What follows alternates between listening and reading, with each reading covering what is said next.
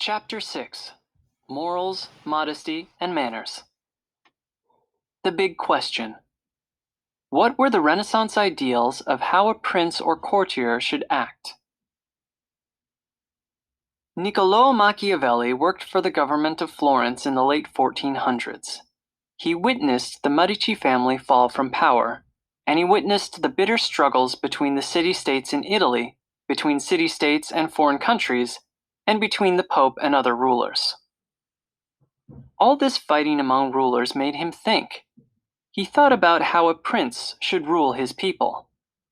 Because of all the fighting, he especially thought about how a prince should defend himself against enemies and remain in power.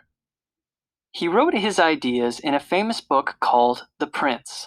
This book was a study of the art of politics, and its publication caused much discussion among the rulers of the time. What is the chief goal of a prince? To stay in power, said Machiavelli. Machiavelli thought that to keep his power, a prince might at times have to be dishonest. A wise leader, Machiavelli wrote, cannot and should not keep his word when keeping it is not to his advantage. Machiavelli asked, "Is it better, for a prince, to be loved than to be feared, or the reverse?" Machiavelli said that a prince should wish to be both loved and feared, but he also said that if a ruler had to choose one or the other, then it would be better for people to fear him. These ideas and others were misinterpreted and have given Machiavelli a bad reputation over the years. Even today, if you describe someone as Machiavellian, you mean that person is crafty, sneaky, power-hungry, and willing to use any means to achieve his or her ends. Get real. Some historians think Machiavelli doesn't deserve his bad reputation. They say he was a wise man who preferred government in which the people had a say, as it had been back in the Roman Republic. They say that in The Prince, Machiavelli was just being realistic.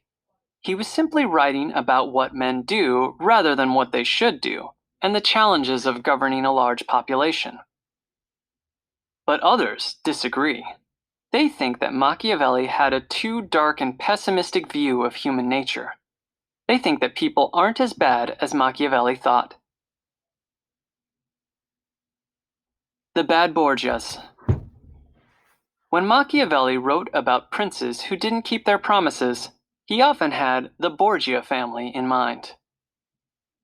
Many historians agree that the Borgias were often cruel, dangerous, and violent people. Rodrigo Borgia, who became Pope Alexander VI, holds the unpleasant reputation of being one of the most corrupt popes of all times. In The Prince, Machiavelli wrote this about Alexander VI. There never was a man more effective in swearing that things were true, and the greater the oaths with which he made a promise, the less he observed it. Rodrigo's second son, Cesare Borgia, was considered to be a brute. Unfortunately, he was put in charge of an army. Machiavelli traveled with Cesare at times and was impressed by his military skills. Cesare knew how to get power and keep it. He ruthlessly tried to conquer everything that lay in his path. When Cesare decided he wanted to take possession of the city of Camerino, he visited his friend, the Duke of Urbino. Cesare asked to borrow all of Urbino's cannons so he could use them to attack Camerino. The Duke, a trusting man, agreed to Cesare's request, but that night, Cesare marched back into his friend's city and conquered Urbino with its own cannons. Later, Cesare went on to capture Camerino by deception too. He negotiated with the rulers of the city. If they would surrender, then Cesare promised to let them off easily. They agreed to surrender. Then, Cesare betrayed them. As soon as Cesare and his army entered the city, he gave orders for the rulers to be killed. Fortunately, the Borgias did not stay in power long. Rodrigo Borgia, also known as Pope Alexander VI, died in 1503 CE. Cesare was chased out of Italy. He died in battle in Spain at the age of 31. From The Prince. Machiavelli also greatly admired ancient Greece and ancient Rome. In a letter he wrote to a friend, Machiavelli said that he wrote The Prince after reading many works of history by the ancients, the classical writers of Greece and Rome. "I give myself completely over to the ancients," Machiavelli said. Here are some excerpts from The Prince. "Anyone who determines to act in all circumstances the part of a good man must come to ruin among so many who are not good. Hence, if a prince wishes to maintain himself, he must learn how not to be good, and to use that ability or not as is required. The experience of our times shows that the princes who have done great things are the ones who have taken little account of their promises, and who have known how to addle the brains of men with their craft. If men were all good, this advice would not be good, but since men are wicked and do not keep their promises to you, you likewise do not have to keep your promises to them. So far as he is able, a prince should stick to the path of good, but if the necessity arises, he should know how to follow evil." Castiglione and the Courtier. In the early 1500s, Baldassare Castiglione wrote the Book of the Courtier. It's commonly known as the Courtier for short. In great detail, the book describes how the ideal courtier should behave. What's a courtier? The word court is in courtier. There is the kind of court where trials take place with a judge and sometimes a jury. But this is a different kind of court, the court of a king or prince. A prince's court might mean the palace or mansion where the prince lives. The court also includes the royal family, servants, officers, and advisors of the prince. A courtier is a person who spends a lot of time at the court of the prince. Sometimes, when people refer to a courtier, they mean a person who hangs around the prince and flatters him and tries to gain his favor. But this doesn't apply to all courtiers. The Book of the Courtier describes the right ways to behave at court among royals and nobles. It describes the ideals of courtly life. Castiglione said that a lady should be witty, elegant, and cultured. He said a gentleman should be loyal to his prince and courteous to women. The courtier should be athletic, sensitive, artistic, and well-educated. A perfect courtier should be able to do everything well. He should be a skilled horseman, a bold soldier in battle, a graceful dancer, and more.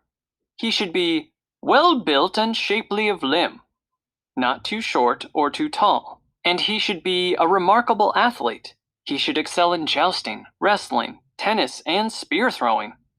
But, said Castiglione, the courtier should avoid some activities, such as turning somersaults, rope walking, and the like, which little befit a gentleman. You might think that a courtier who can do everything well would be rather conceited, but it's important, Castiglione said, to be gentle, modest, and reserved. In other words, don't be a show-off. Most important of all, the courtier must accompany his actions, gestures, habits, in short, his every movement, with grace. Even when the courtier is doing something very difficult, he should do it so gracefully that it looks easy. The Italian word for this quality is sprezzatura. It means the ability to make things look easy, as though you hardly have to try or think about what you're doing. Della Casa's Guide to Manners of the Renaissance. During the Renaissance, what people considered good manners changed quite a bit. In the 1500s, Giovanni della Casa wrote a book about etiquette, or the customs for polite behavior. Della Casa was a poet and diplomat from Florence. The book, known in Italian as Il Galiteo, is largely addressed to his nephew and therefore takes on a familiar tone, though he intended to reach a wide range of people. Della Casa detailed proper ways to sit and stand in the company of others. He explained how best to blow your nose, to cut your nails, and to chew your food. He even discussed situations where it might be okay, or not, to express your feelings. The excerpts below reveal just how important good manners and polite behavior were to Della Casa. It is moreover extremely indecent to spit, cough, and expectorate, as it were, in company, as some hearty fellows are apt to do, and more so when you have blown your nose, to draw aside and examine the contents of your handkerchief, as if you expected pearls or rubies to distill from your brain. These kinds of habits, in good company, are so very nauseous and disgusting that if we indulge ourselves in them, no one can be very fond of our acquaintance. It is also an inelegant custom for anyone to apply his nose by way of smelling to a glass of wine, which another person is to drink, or to a plate of meat which another is to eat. Nay, I would not advise anyone to smell anything which he himself intends to eat or drink, since there is a possibility at least that his nose may drop upon it, or the very idea may offend the company, though by good luck that accident may not then befall them.